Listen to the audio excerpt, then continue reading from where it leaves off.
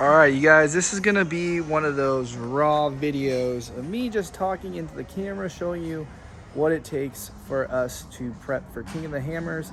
It's a pretty mild prep. It's not like a full chassis teardown, but it is a prep, and it's what we're doing in preparation for King of the Hammers. So TT bug, boom. Basically where we started was all the pivot points.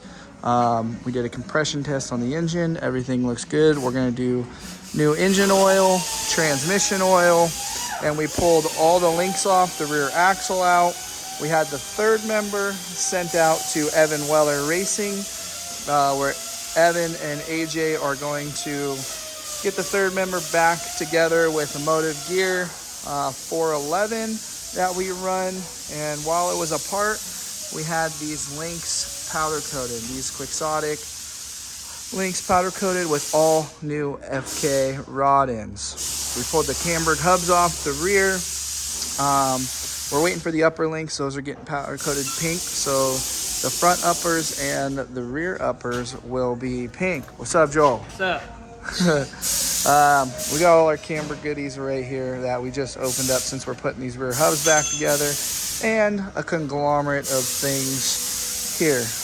We noticed that one of the drive plates was a tiny bit loose. Those are also held on by the lug nuts. A couple of the lug nuts came a tiny bit loose, so we are replacing one of the drive plates just because there was a couple sharp edges on here that you can feel, which we don't want to take any chances. For $120 part or whatever it is, we are replacing it just because that's the right thing to do.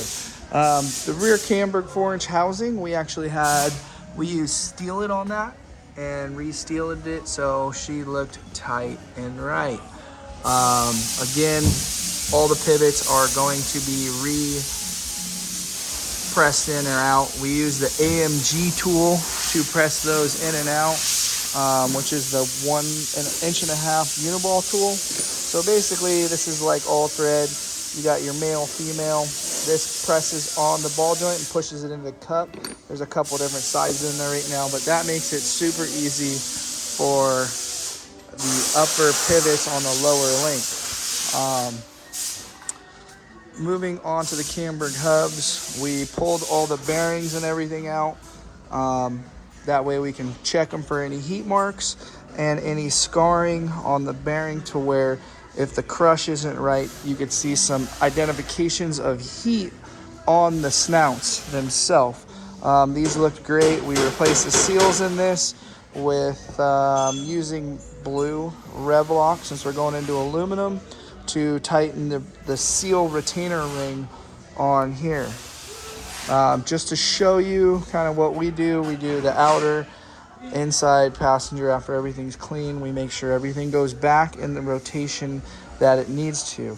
The spindles, we also steel it coated and retorqued all the spindle bolts to make sure that these 2.5 inch Camber spindles. So something you can see here is our crush was a little off. Well, let me wipe that off. So you can see a little bit of scarring here, and that was on the outer. So you can see a little bit on the outer, a tiny bit. There's no sharp edges or nothing, but you can see that there was a little bit of movement there. It doesn't look linear. It looks like it just might have seen a little bit of a harsh load, nothing too crazy. Kind of see a little discoloration there. So we ended up taking 5 thousandths off of our crush sleeve.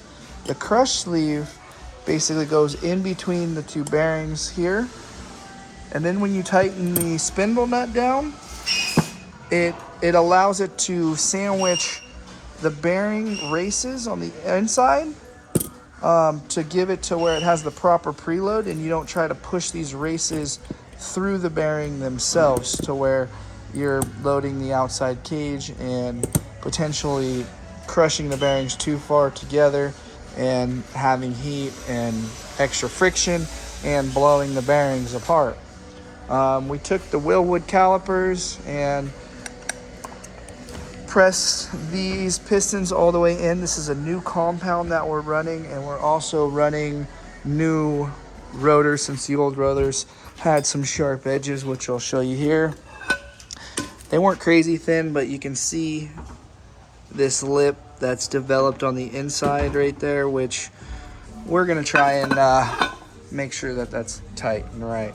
We're putting all new hardware. Here was our FK selection. So there's that guy right there. We're gonna get the torque wrench on that and torque that thing down. Joel's getting this thing dialed right here. Don't mind the mess. This is an organized chaos, what we like to call it. You can see on the bags, we pretty much wrote everything down to where this is a passenger upper link bag. So it's got our hardware, our misalignments, and then also the turns. We're 19 turns out. So gives us a really good reference to where we can put it back in the exact same location. We did that throughout, and there's a ton of those. There's a lot of bags. So getting that going as well for the FK stuff. These big RCD axles, which are over here. I know we've been thrashing. Don't worry about it. It's kind of a mess, but whatever. These big RCV gun drilled 300M axles are mondo. Like I can't even fit my hand around this bad boy. Pretty cool. Bam, these are my axles. They also even laser engraved Wilkey on them. So that's pretty cool. These things are expensive and long and big. Class 11, just got the transmission back from Transworks. Eric over there in El Cajon, she's next on the chopping block, but TT Bug's coming first.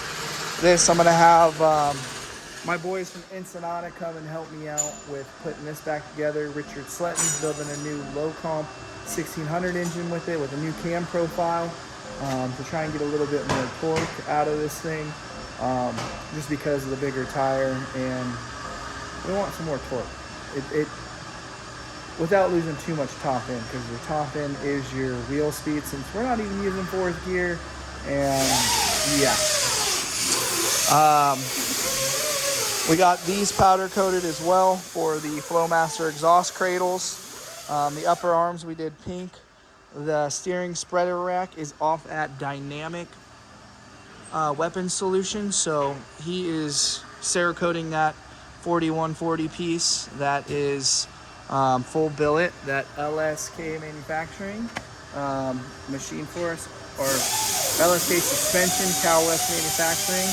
They machine that for us, and it's a two-piece. That's pretty cool, where it has dowel pins in it, and then the outer tie rod misalignments indicate into the two pieces, so when it's tightened, it also spreads the load to the misalignments instead of relying on strictly the bolt.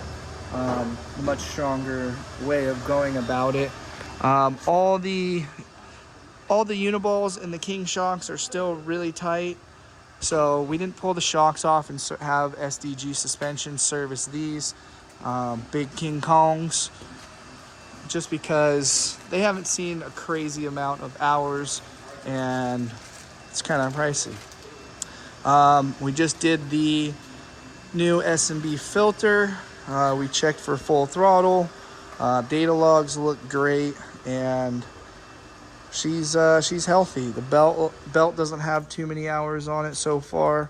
Full throttle batteries are still juicing and kicking.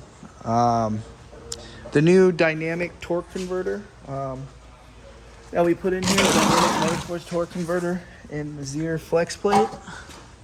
Oh, you can see here, running a really high-end Napa starter. This starter engages, my bad, I actually cut that clip with my finger. This starter engages the furthest that I've found, and with this Zier, there's a ton of bolt hole options for many different LS torque converters, and we're able to run all 6 with this one versus my old torque or old flex plate. The only thing we had to do was send our torque converter to I don't know if you guys can see that, back to dynamic, to one machine a little bit off of this to make sure that our pullout from the transmission was where it needed to be, and also that nose cone of the tranny slides into the crankshaft to center it and keep everything super well balanced. This girl's all back in. Last time in Glamis, she worked phenomenal, even with the paddle tires running a 37 instead of a 40-inch tire. We still had hit the button again. Dang it! I'm hitting my volume button. But we still had power where we needed it with those 37s and the Scat Track paddles. Running the 40s in hard pack or even in sand, since they don't have the bite, our stall works really, really well, and I really like the power delivery. It comes on a little low, but these method race wheels, these beadlocks on these Gladiators, kick ass. You can see on here we're running 2 washers. Basically what we wanted to do was capitalize on using the shank of the bolt all the way through. So we actually pull the bolt through, figure out where a shank's at, and yes, we had to run 2 washers to make sure that the nut tightened all the way on the bolt without bottoming out on the shank. So that way the shank is a little bit bigger OD, so that way it doesn't wallow and the threads don't end up chewing into your pivot points. The threads will act like a file, and if they do come loose or they do wiggle around in there, those threads are gonna open these holes out, oval them out, because there's a little less tolerance there. What else we got going on? Yeah, that's pretty much, I would say, the extent of our King of the Hammers prep is going down.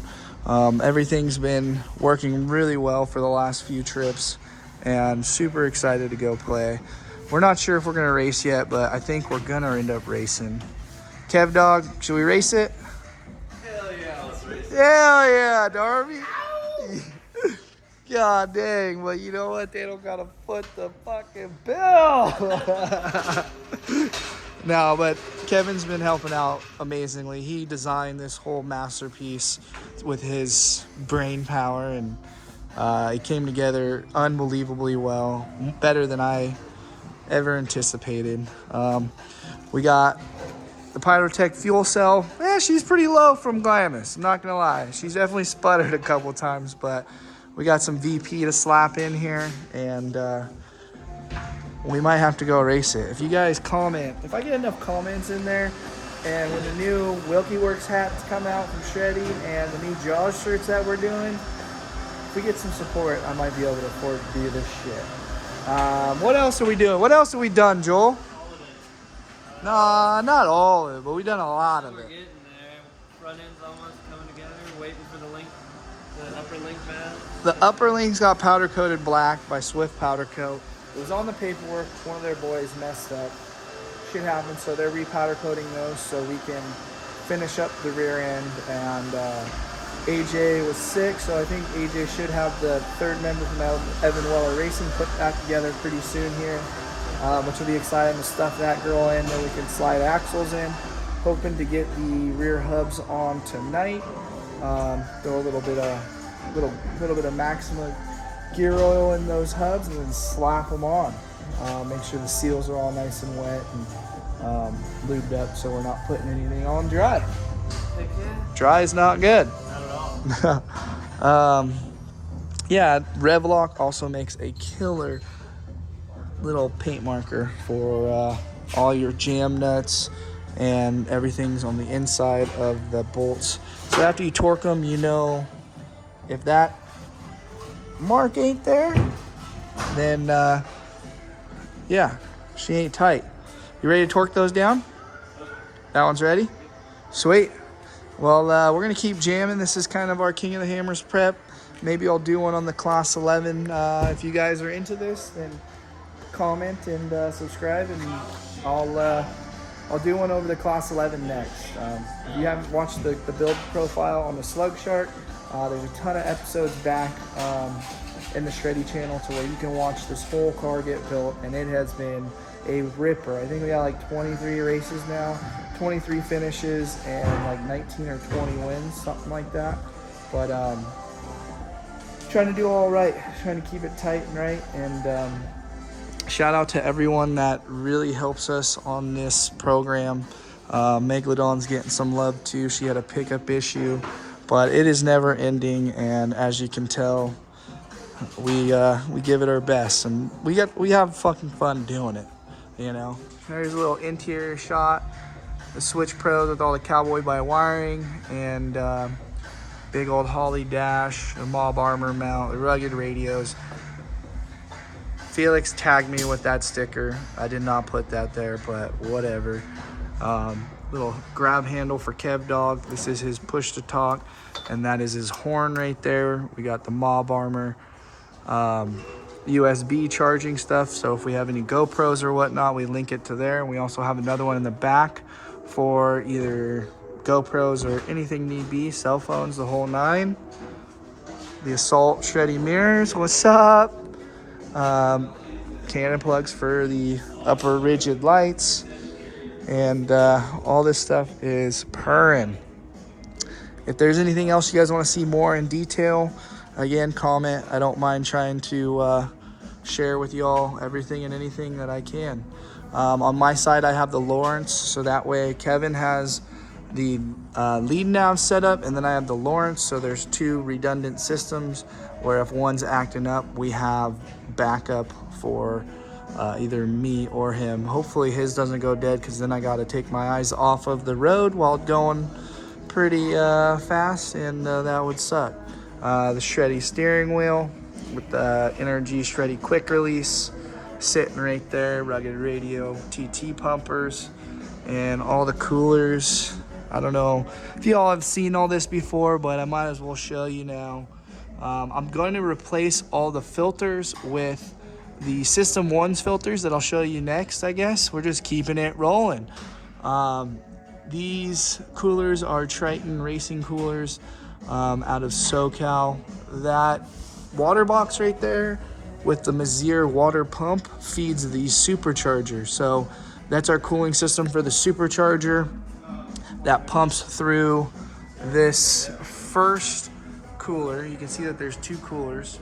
So that cooler sits right here, and it's a pretty big system to try and keep our intake temps down and keep that supercharger nice and cool. And then we got our radiator here on top. Those basically, that pulls for both of them, and when we're rolling, our intake temps we don't see over 105, 110. So that supercharger is not really building a whole lot of extra heat for the cheap horsepower that it gives us. Texas Speed 427. It's worth it. That power plant versus like a real TT engine is a quarter of the cost, if that. Which is awesome. And then we got our tranny cooler here, and yeah, this Texas Speed's been good. She's holding tight. Another cool thing that we did on this is a pure power alternator. This alternator, we calculated all of the amperage for the entire system, and then gave it 10% more amperage for the alternator, to where it can run everything with everything turned on at full kill. Kevin designed all of our accessory brackets. So you can see here that the power steering is very tight. Very tight on the tube. It's never touched, so that means we don't have any front bulkhead flex, which is pretty awesome. There's a ton of spacers and stuff. He just gave me dimensions for all the spacers and all that good stuff, and I whittled them down on the lathe, and had to actually notch into this one at Andy Rawls to get that offset just right. So the first one we did was a little off, so we had to come back and redo that. For the Magnuson supercharger, since we're still kind of on that topic, we are running the LSX bracket system. That bracket system is pretty trick, and they actually have a new one. Let me pull this up and see if we can see that. It's double sheared, and it is been holding tight. You can see her peeking in there, a little bit of dirt, but that runs a 10 rib system. versus the 6 rib for all of our other accessories. That is dedicated to the Magnuson. Another thing that we did is a Grip-Tech pulley. So it basically has little like traction pads on the inside of the pulley to where it creates and keeps that pulley gripping and ripping, baby. On the inside of these panels and all these panels, we're running heat shield product. You can literally touch your hand on the inside of this where this Flowmaster exhaust run, and you don't feel any heat. You can probably see some on the inside of that panel. It looks like carbon fiber. Here we're using a different sticky heat shield, but this one that you can kind of see exposing through the side of this panel right here is a much thinner one that keeps this whole thing nice and cool. And you can probably see it on the top one up here too. Boom, looks like carbon fiber versus the black powder coat that's underneath it. That helps keep her cool. Let's see. I'll show you the System 1's oil filters that we're going to start running. This way we can monitor our systems. That one's for the Razor. We're doing it for all these bad boys. So I'll show you this is the remote. They also make a remote fill, so you can relocate it. But basically, this inside has a stainless steel element. And you can separate this filter apart and monitor your system and clean it and reuse it. So if you are experiencing any issues, basically, or you're seeing oil, swirly oil, most people don't take their filters apart and cut them to see what's actually happening with, say, your bearings and everything else. And I haven't had one on the transmission side of things, but when you take the training pan off, you're going to see a lot of clutch pack material. So we're going to be running a 75 micron so it can breathe a little bit and there's not too much restriction for the transmission, since the transmission operates at about 150 PSI. They test these and have other companies, like I forget what it was, but it's for something for the government where they test these at 700 PSI before sending them out, which is pretty awesome to know that these are capable of holding that much pressure. And this one is specifically for my transmission with the 75 filter element, dual O-rings, and just something that we're going to put on the Razor, Megalodon, and the Slug Shark. That way we can monitor everything and keep it rolling. We got a lot of work to do, so I'm gonna get back to it. But thank you guys for watching. Thanks everyone for the support. If you're new to the channel, subscribe and like and comment, and let us know what you'd like to see more of, and or just enjoy the shred with us. Much love. Till next time. Let's get it. Yeah, boys. Yeah. Let's see what while Darby's under here getting it, sanding, cycling shocks on this Blazer. Garrett's burning some cardboard out there so we don't have to throw it away. This is Garrett's Ranger. Maybe we'll do a walk around Garrett's Ranger one of these days if you guys want to see some of this. If you guys want to see Cole's C10. Oh, hey. What's up, Caleb? Fancy seeing you here, dude. Oh, yeah. Been working on the old C10 lately. Yes, sir. Same with Garrito. What's up, dude? Oh, just playing around with my PRP products. I don't know. Just messing around with stuff. Yeah. Here, I'm going to show them the front end of this. And then if you guys like this and you guys watched all the way to here and you guys want to see more of these cool builds between Garrett's Ranger, Cole's Chevy, that Blazer, or you want me to go through some more in-depth stuff on TT Bug number 2, you let us know. Later. Whoa!